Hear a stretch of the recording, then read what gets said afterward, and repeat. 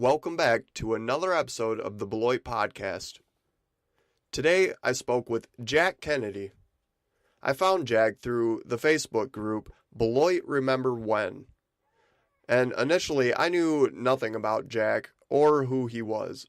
So I sat with Jack as he shared some interesting moments from Beloit's history, including moments from his childhood spent at the Pop House, a place known for hosting big names in music like Del Shannon or Bobby Vinton.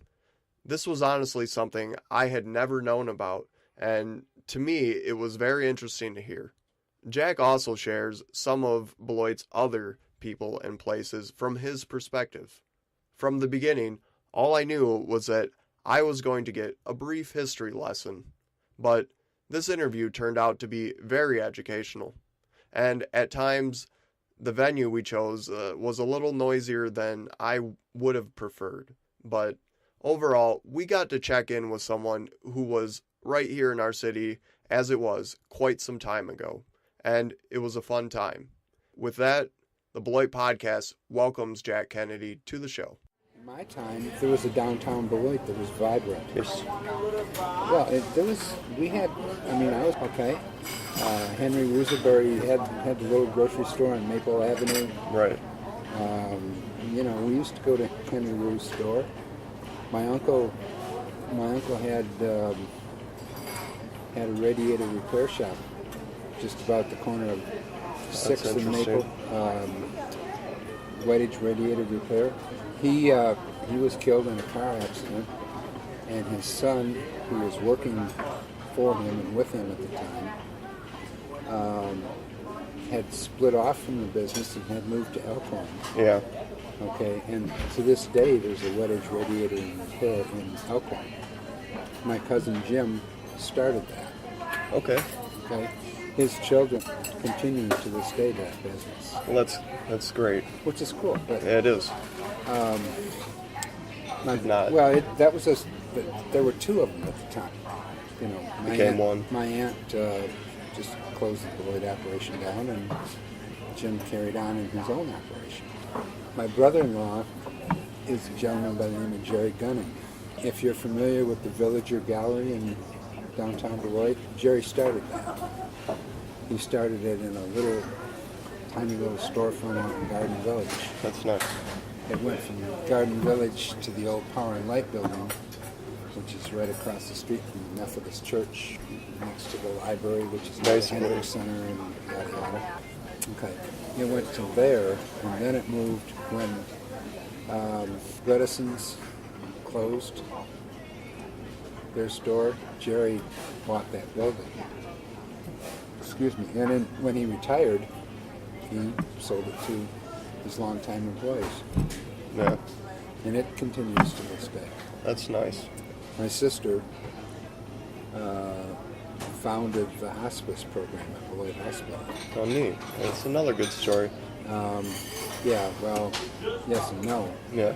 She died of pancreatic cancer.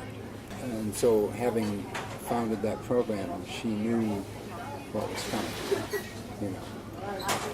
That's rough. That was very rough. It was hard for her. That was when I became truly an orphan. I'm the last one. Anyway, I was one of the Pop House kids. What's that? The Pop House? You don't know? I don't. I think I saw some pictures. The corner of 5th and Portland. Mm-hmm. There's a building there now. It's white, and it's called the Alumni Club. Right. Walk out of Tilly's door, it's right across the street. That was the Pop House.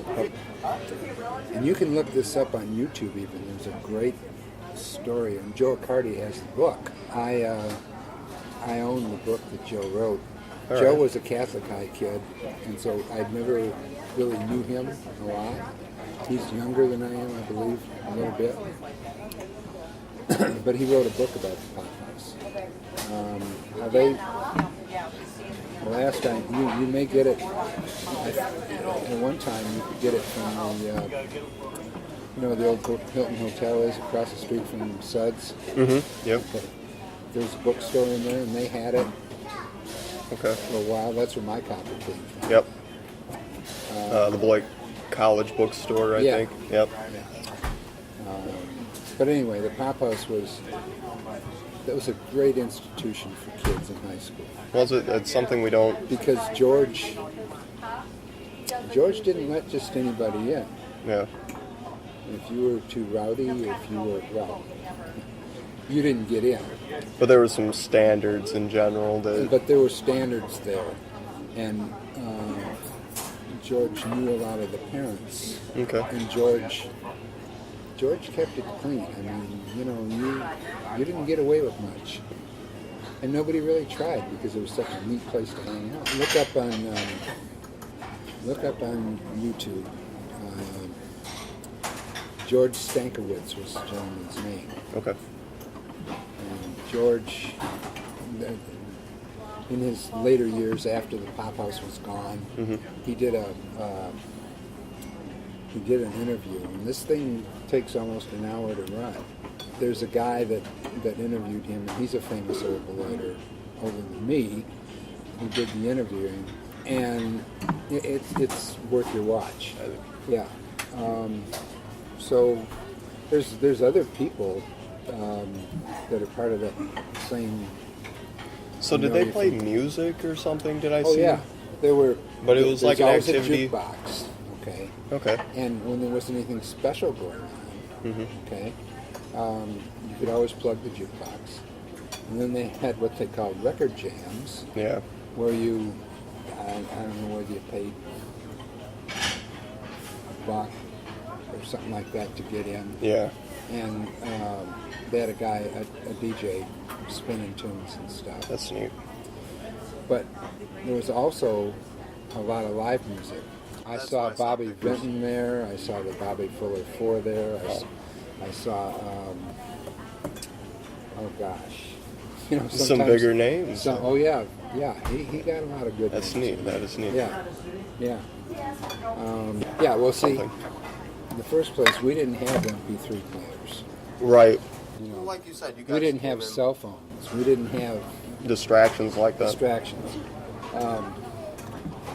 So consequently, we had to get out of the house to do things. Yeah. WLS radio woke you up and you went to sleep by it. But Yeah.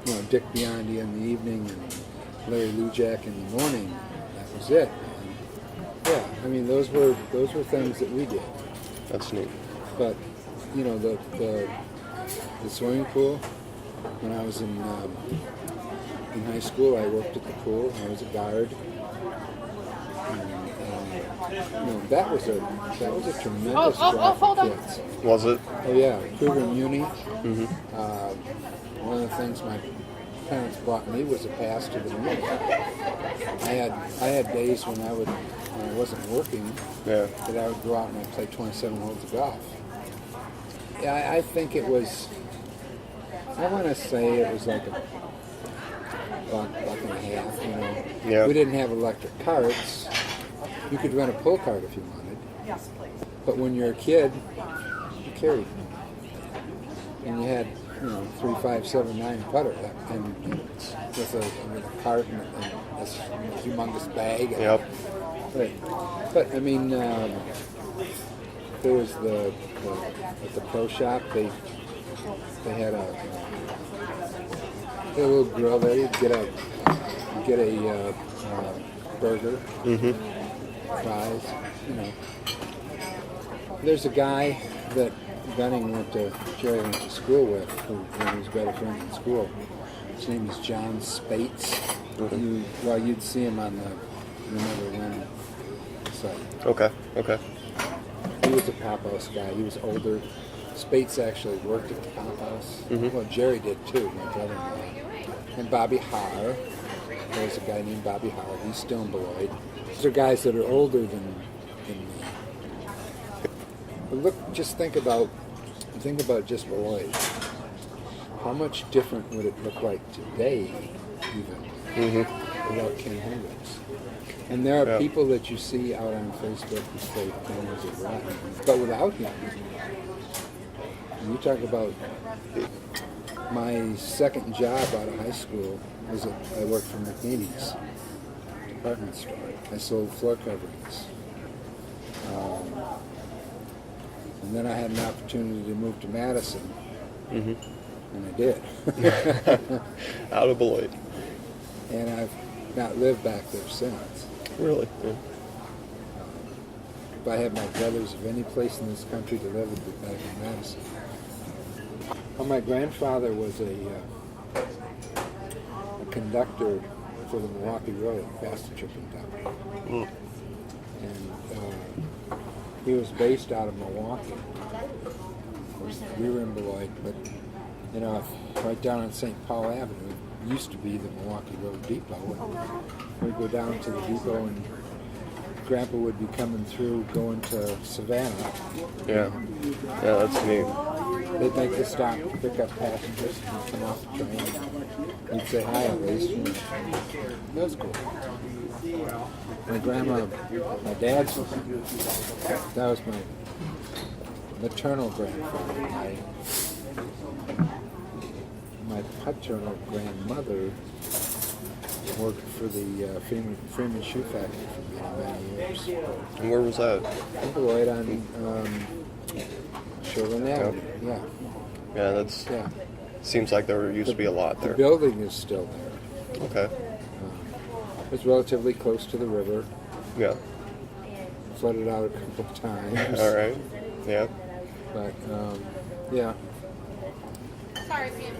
got my first pair of Grandma Kennedy used to give all the men in the family Freeman shoes for Christmas. Oh, neat.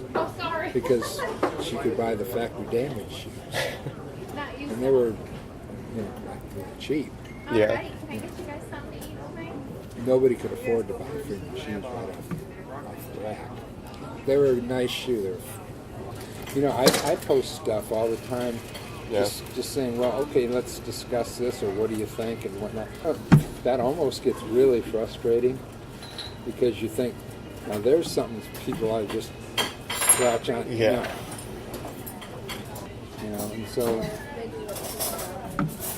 Yeah. It is what it is, man. It is. I know. Changing times. Thanks, Jack, for checking in at the Beloit podcast. Jack had some awesome stories to share about some of our city's people and places from his perspective. I'm going to provide links in today's show notes for anyone that would like any references to some of the people and places Jack discussed with us. I want you to send your comments and questions to thebeloitpod@gmail.com, or you can comment on our Facebook. You can also find us on Twitter, or you can leave a voicemail at 608-466-6013, and I will respond on Mondays and Friday shows. See you next time on the Beloit Podcast.